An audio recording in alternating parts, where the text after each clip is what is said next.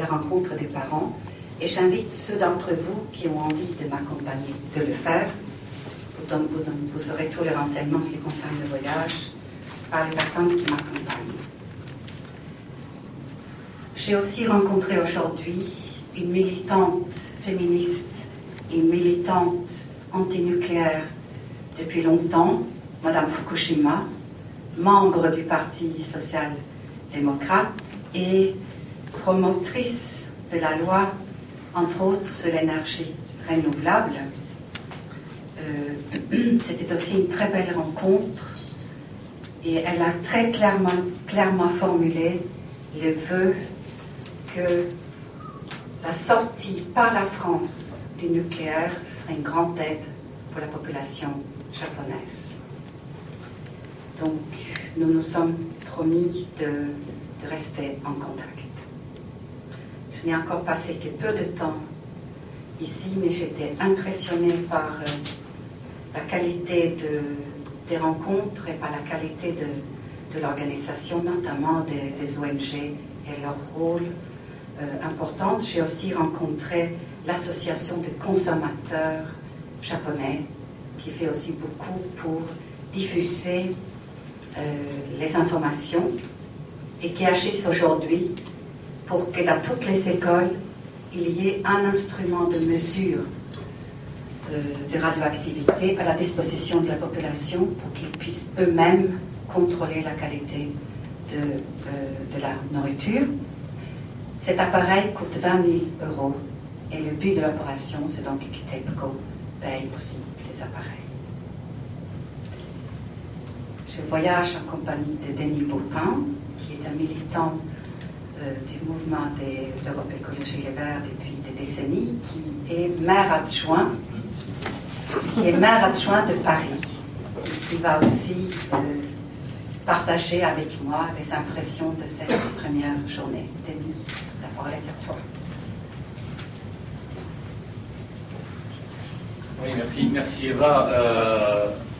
Juste quelques ressentis, moi aussi, après cette première journée et avant la visite à Fukushima. Ce qu'on ressent peut-être encore plus que l'impression qu'on pouvait avoir de France, c'est à quel point une catastrophe nucléaire n'a rien à voir avec n'importe quelle autre catastrophe. Et tellement les dimensions des conséquences sont multiples, d'un point de vue sanitaire, ça on s'en doute évidemment, mais aussi d'un point de vue économique, d'un point de vue du système agricole et de l'alimentation du pays, d'un point de vue de la démocratie et de la crédibilité que ont les institutions et l'ensemble du dispositif public après une telle catastrophe, après avoir vécu pendant des années avec l'idée que le nucléaire était sûr, et tout d'un coup cet écroulement et pendant des semaines, des mois, une information qui passait de façon très partielle sur les conséquences et donc la crédibilité finalement qui s'affaiblit énormément par rapport aux institutions, mais aussi peut-être ce qui frappe peut-être le plus encore, c'est l'aspect psychologique et les conséquences psychologiques de cette catastrophe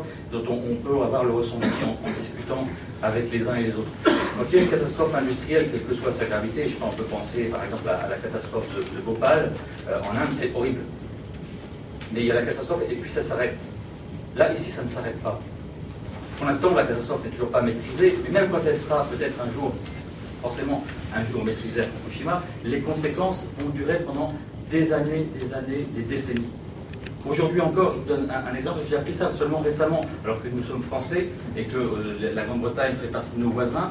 Il y a encore en Grande-Bretagne 200 000 têtes de bétail, de 200 000 bovins en l'occurrence, chaque année, qui ne peuvent pas être commercialisés parce que ils se pèsent sur des territoires qui, en Grande-Bretagne, ont été contaminés par le nuage de Tchernobyl.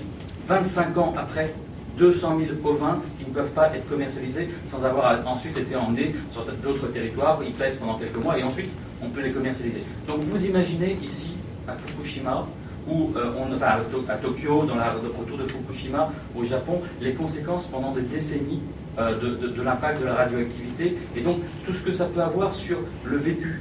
Quand on parle avec les gens et qu'on se rend compte que ce sont leurs enfants qui aujourd'hui sont potentiellement contaminés et donc toute leur vie pour ressentir ça. Les jeunes adultes qui se posent la question s'ils veulent faire un enfant, est-ce que cet enfant va naître dans des conditions normales?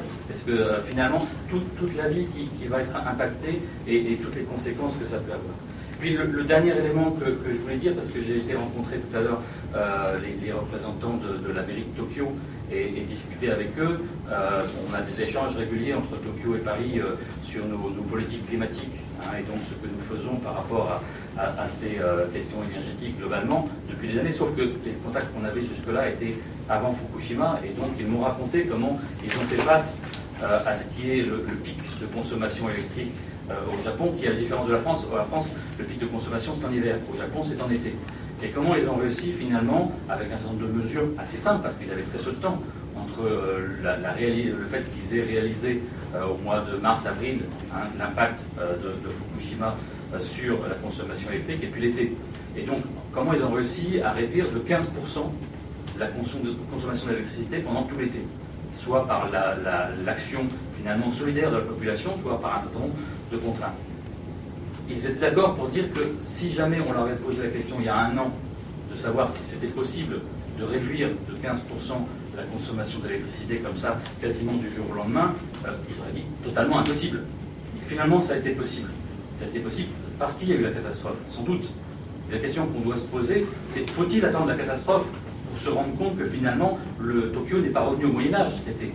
Simplement, il y a eu un certain nombre d'aménagements dans la consommation qui ont été mis en place et qui ont permis de réduire significativement la consommation électrique. Et là, ils sont en train maintenant d'étudier comment pérenniser ces actions et de préparer l'été prochain.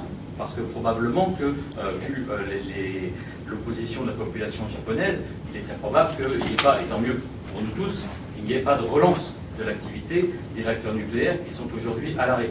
Peut-être même qu'on pourrait imaginer que d'autres s'arrêtent et que le Japon sorte progressivement du nucléaire. Et donc que finalement, toutes ces mesures sont en train de démontrer que c'est possible.